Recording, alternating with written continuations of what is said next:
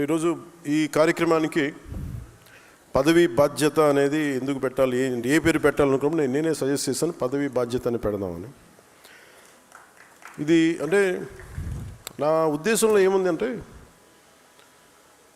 ఒక పార్టీ నిర్మాణం చాలా చాలా కష్టమైంది. పదే పదే చెప్తా ఉంటాను, కానీ ఒకసారి ఇది మనకి కంప్లీట్గా మన డిఎన్ఏలోకి వెళ్ళిపోవాలి. మేజర్ ప్రాబ్లం పార్టీ పెట్టే సమయంలో మనకున్న రాజకీయ నేపథ్యం ఇవన్నీ ఎలా ఉంటాయంటే, ఒక ముఖ్యంగా రీజనల్ పార్టీస్కి ప్రాంతీయం మీద ఉన్నంత అవగాహన దేశం మీదగానే ఉండదు. కొన్ని సామాజిక సమస్యల మీద ఎంతసేపు ఎలక్షన్ కోణంలో నుంచే పార్టీలు ఉంటాయి.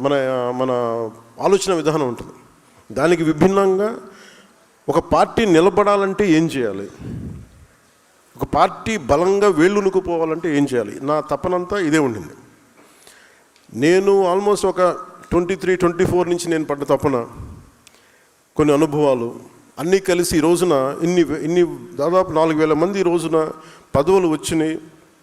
ఇన్ని ఎమ్మెల్యేలు కానీ, ఎమ్మెల్సీలు కానీ, మంత్రులు కానీ ఇవన్నీ ఉన్నాయంటే ఇది ఒక పవన్ కళ్యాణ్ అనే వ్యక్తిది కాదు, మనందరం క్యారీ చేస్తున్న ఈ భావజాలం తాలూకు శక్తి, మన పోరాట పటిమ. అంటే ఇది మనం నిలబడగలిగేది. ఒక పార్టీని ఎలా ఒక వ్యక్తిని మనం ఎలా అంచనా వేస్తాం, గెలిచినప్పుడు సుఖాల్లో వాడిని అంచనా వేయలేము ఎవరిని కూడా. గెలుపు ఓటమిల్లో వీళ్ళు ఎలా నిలబడతారన్న దాని మీదే జీవితం ఉంటుంది. అలాగే మనం ఓడిపోయినప్పుడు నిలబడ్డాము.